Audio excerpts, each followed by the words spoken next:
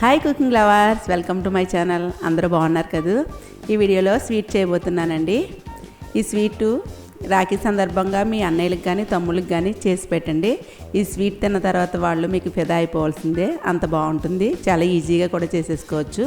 నేను చేసిన ప్రాసెస్లో తూచా తప్పకుండా వీడియోని స్కిప్ చేయకుండా స్వీట్ చేసి ఈ రాఖీని సెలబ్రేషన్ చేసుకోండి. ఆలస్యం చేయకుండా వీడియోకి వెళ్ళిపోదామా.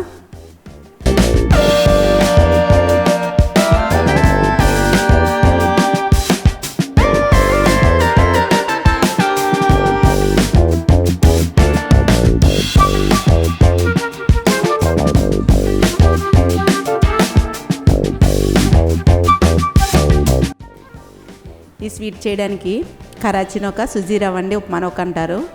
ఇది 30 కప్ తీసుకున్నాను.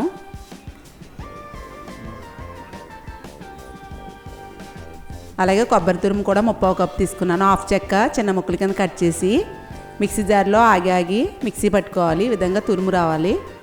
30 కప్పు కొబ్బరి తురుము. ఇది మిల్క్ పౌడరు, ఇది కూడా 30 కప్పు.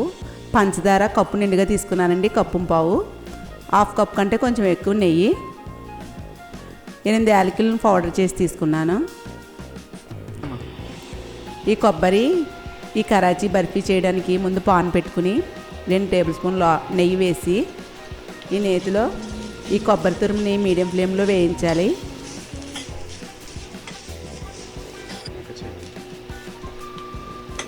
ఇదిగోండి, ఈ విధంగా గోల్డ్ కలర్ వచ్చే వరకు వేయించుకోవాలి.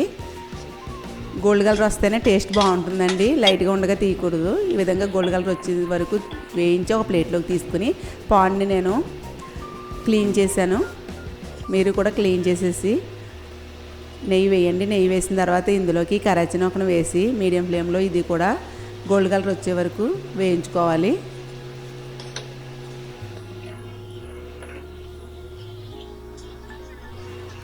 ఈ సుజీ రవ్వను కూడా మనం బాగా వేయించుకోవాలండి, లేకపోతే ఈ నూకను కూడా గోల్డ్ కలర్ వచ్చే వరకు కలుపుకుంటూ వేయించుకుంటూ ఉండాలి.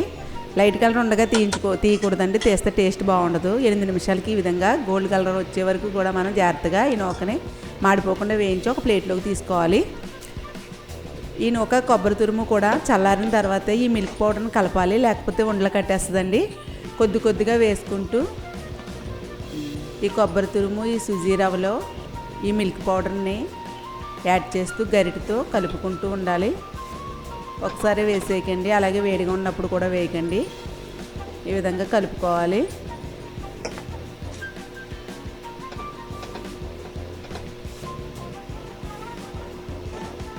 మిల్క్ పౌడర్ వేయడం వల్ల స్వీట్ టేస్ట్ ఉంటుందండి. ఇప్పుడు అదే పాన్లోకి కప్పు పావు పంచదార వేసాను, 1 కప్పు వాటర్ వేసాను. ఈ పంచదార అంతా ముందు కరగనివ్వాలండి మీడియం ఫ్లేమ్లో. ఒకసారి బాగా కలుపుకుని పంచదార కరిగే వరకు మీడియం ఫ్లేమ్లో ఉంచి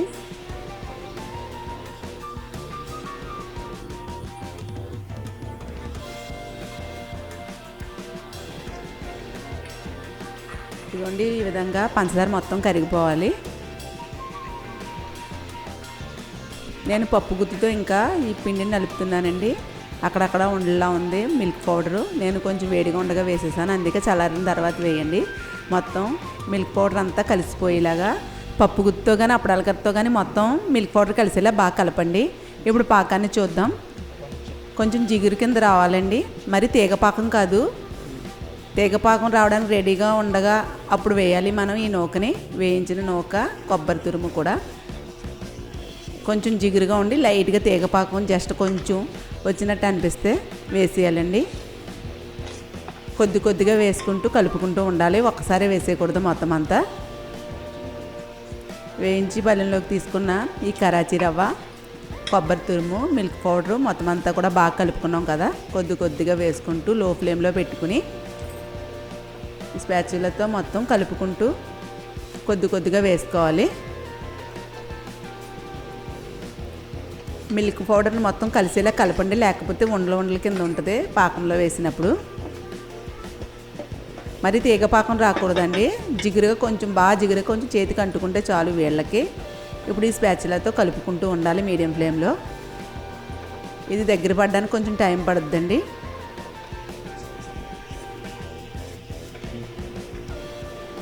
మధ్య మధ్యలో కలుపుకుంటూ ఈ పాకాన్ని దగ్గర పడనివ్వాలి.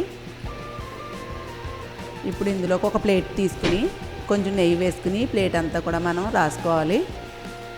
ఇలా రాసుకుని తయారైనటువంటి మిశ్రమాన్ని ఇందులో వేసుకుంటే మనకు త్వరగా ఊడి వచ్చేస్తుందండి.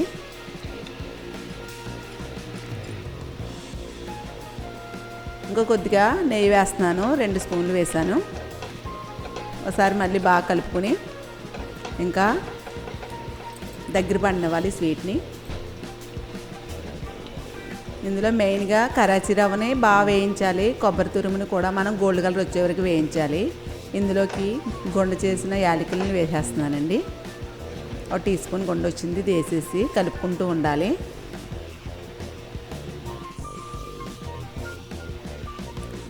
మనకి పాన్ నుంచి సెపరేట్ అవుతుంటే స్వీట్ రెడీ అయిపోయినట్టే. ఇదిగోండి చూడండి, కొద్ది కొద్దిగా సెపరేట్ అవుతుంది కదా. ఒకసారి చెక్ చేయండి ఉండలా అవుతుందో లేదో. కొంచెం గట్టిగా అవ్వాలి.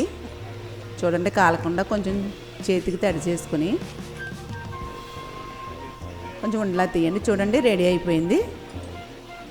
ఇప్పుడు స్టవ్ ఆఫ్ చేసేసుకుని చూడండి పాన్ నుంచి సెపరేట్ అవుతుంది కదా స్వీటు, ఇందులో వేసేసుకోవడమే.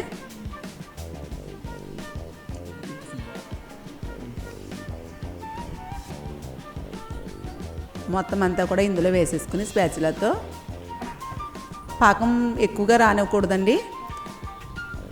పాన్ నుంచి సెపరేట్ అవుతుండగా మనం వెంటనే కట్టేయాలి, లేకపోతే గట్టిగా అయిపోద్ది స్వీటు.